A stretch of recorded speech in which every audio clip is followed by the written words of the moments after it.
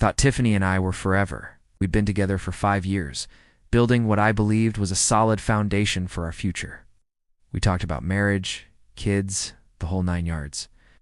I was even saving up for a ring, picturing the look on her face when I'd get down on one knee. But as they say, life has a funny way of throwing you curveballs when you least expect them. It started with small things. She became distant, always on her phone, smiling at messages that weren't from me. When I'd ask who she was texting, she'd wave it off, saying it was just a friend or a coworker. I trusted her, so I didn't push it. I told myself I was being paranoid, that every long-term relationship has its lulls. I tried to be more attentive, planning date nights, surprising her with little gifts. Nothing seemed to bridge the growing gap between us. The truth came out in the most brutal way possible. I came home early from a business trip, planning to surprise her. I was the one who got the surprise.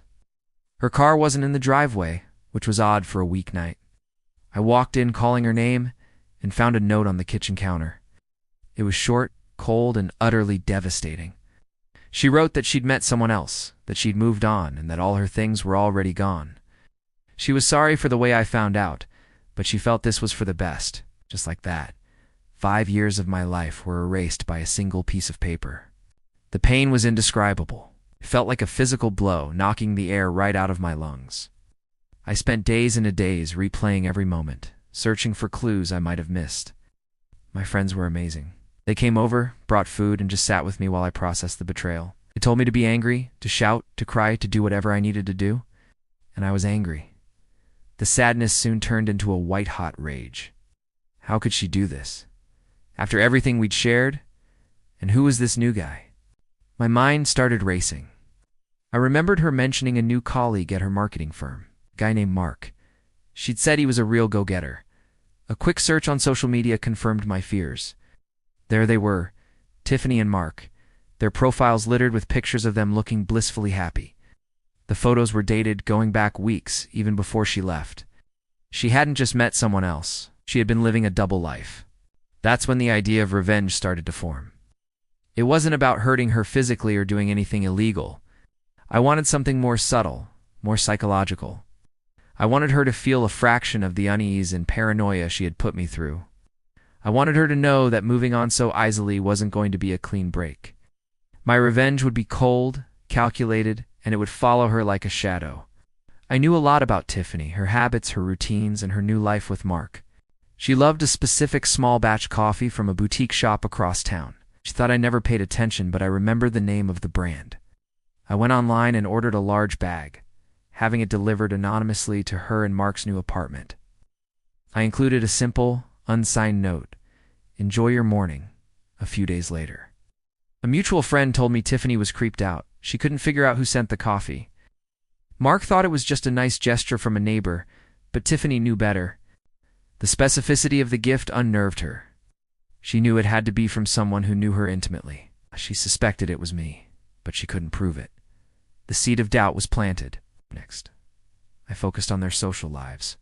I found out through the grapevine that they were hosting a housewarming party. I knew Tiffany's favorite florist, a little shop she adored for their unique arrangements.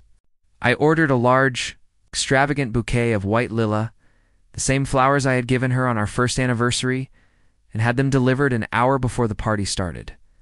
The card was blank. I could only imagine the scene. Mark, seeing the beautiful flowers, would be impressed, but Tiffany would be horrified.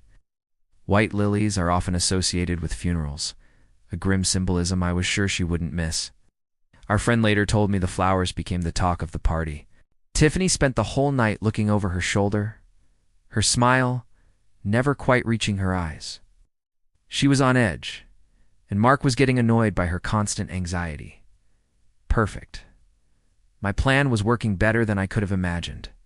I was a ghost in her new life, a constant unseen presence.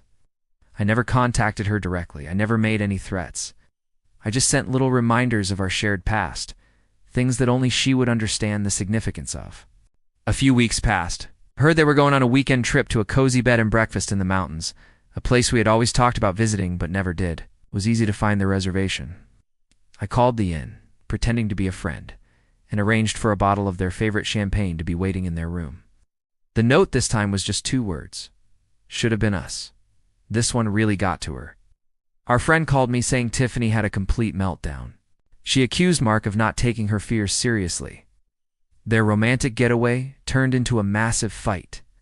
He thought she was being irrational and obsessed with her ex. She felt like she was being haunted, and he wasn't supporting her. The cracks in their perfect new relationship were starting to show. The final piece of my revenge was the most intricate. I knew Tiffany was up for a big promotion at work, a project she had been leading for months. The final presentation was the key. She had a very specific pre-presentation ritual. She would listen to a particular motivational playlist and eat a specific type of energy bar. The morning of her big presentation, a courier delivered a small package to her office. Inside was the exact energy bar she always ate, in a single earbud with a note.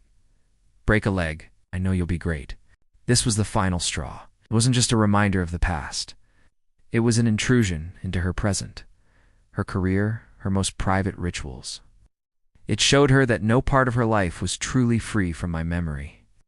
Later that day, I heard from our friend that Tiffany completely bombed the presentation. She was so flustered and paranoid that she couldn't focus. She stumbled over her words, her confidence shattered. She didn't get the promotion. Shortly after, Tiffany and Mark broke up. The constant stress, the paranoia, the arguments, it all became too much for him. He couldn't handle her crazy ex situation, especially when there was no actual ex to confront. He just saw a girlfriend who was unraveling and he wanted out. Do I feel bad about what I did? Part of me does. But the bigger part of me feels a sense of justice. She didn't just break my heart. She tried to erase me, to pretend our 5 years meant nothing. She moved on without a second thought, expecting me to just disappear. My revenge wasn't about winning her back. It was about making her understand that actions have consequences. You can't just discard a person and expect them to vanish quietly. She created a ghost, and I just made sure she couldn't forget it. Now, with her new life in shambles, maybe she finally understands the pain she caused. As for me, I'm finally ready to move on too. The anger is gone, replaced by a sense of closure.